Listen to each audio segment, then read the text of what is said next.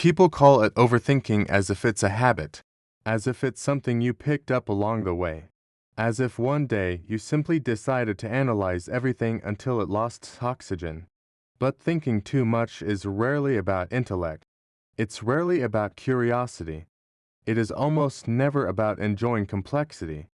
What actually happens when you think too much is not cognitive excess. It is nervous system management. You are not thinking because you want to. You are thinking because your body does not feel safe enough to stop. The mind becomes loud when stillness feels dangerous. No child is born an overthinker. Infants don't rehearse conversations in their heads. They don't calculate social outcomes. They don't scan for subtle rejection cues. They feel, and they express. Their nervous systems assume someone will respond. That assumption doesn't always survive.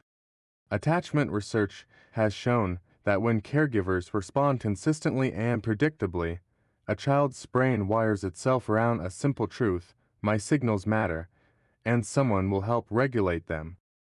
But when responses are inconsistent one day, withdrawn the next, a child's system begins to adapt.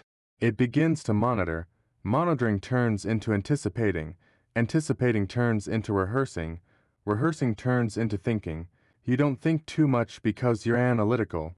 You think too much because unpredictability once had consequences if emotional shifts in your environment were subtle but impactful.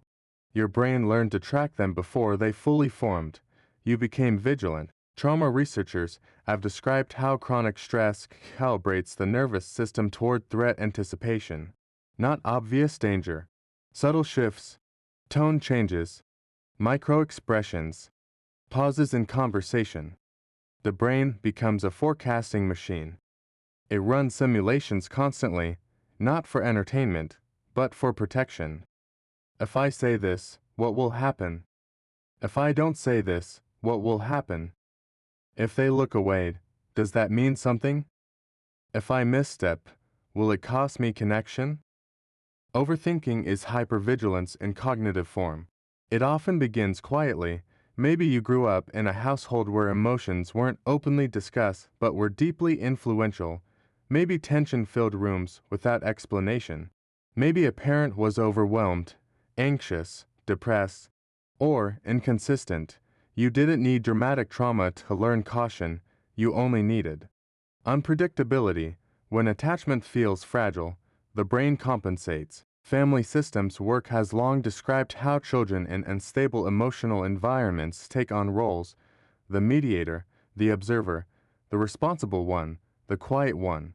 If you became the one who managed emotional undercurrents, you had to think ahead, you had to read between lines, you had to anticipate what wasn't spoken. That kind of thinking becomes automatic. Parentification often deepens this pattern.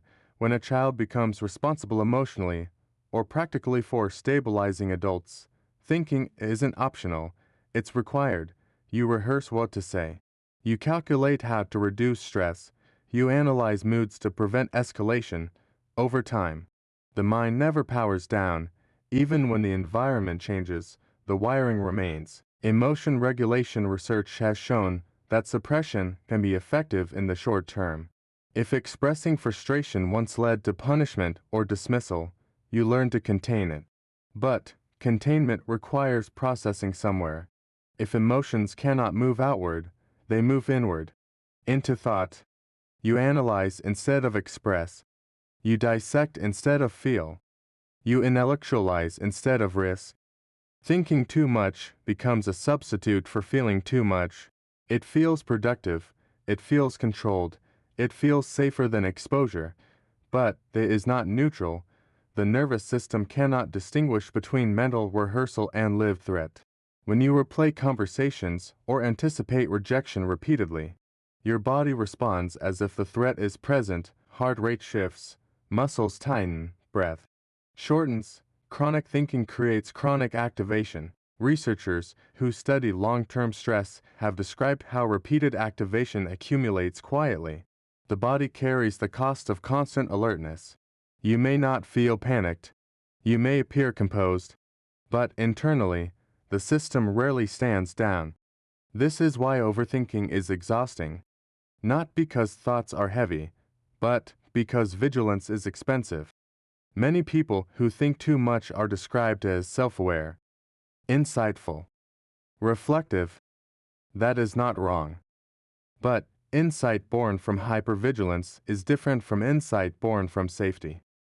One is expansive, the other is constrictive. When thinking is driven by fear of misstep, it narrows possibilities.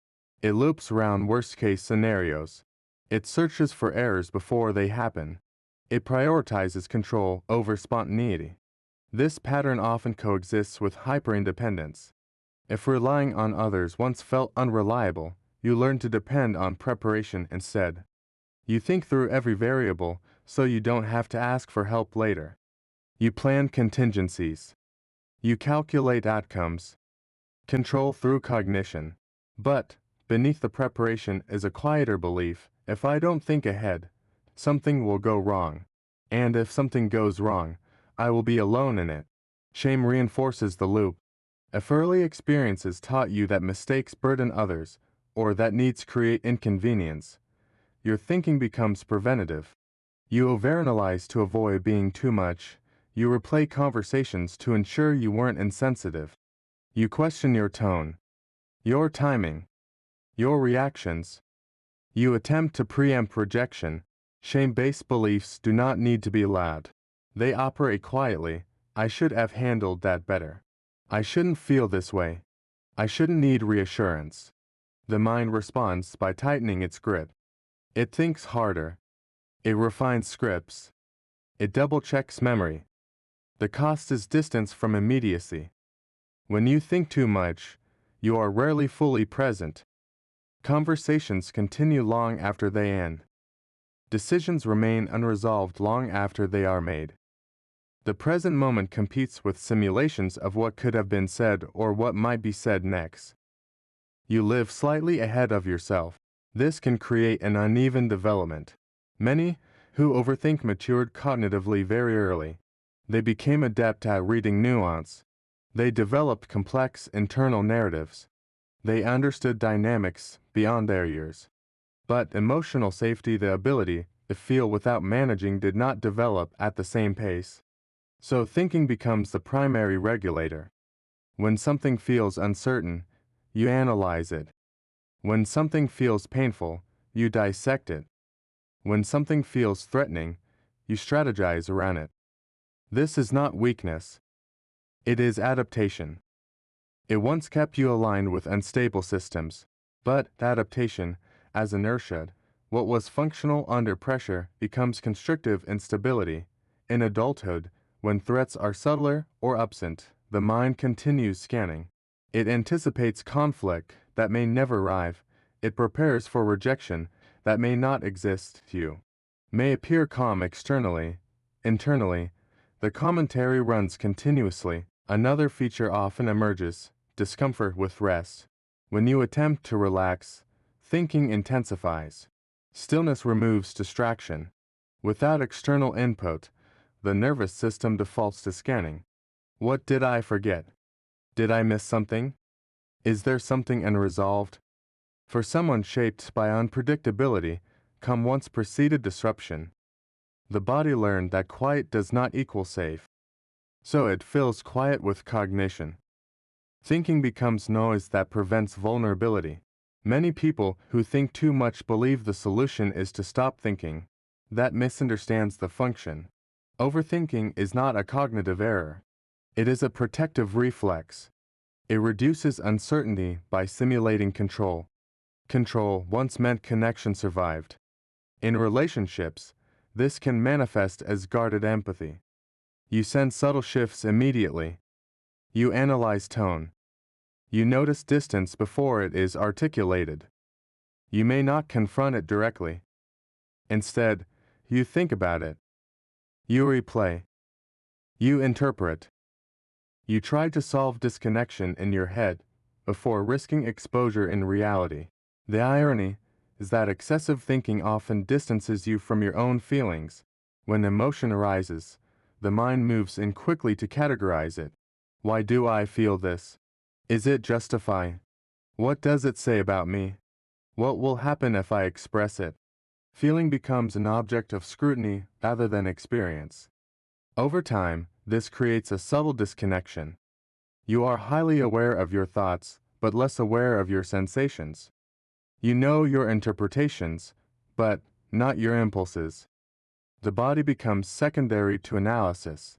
This is why overthinkers often describe difficulty knowing what they actually want.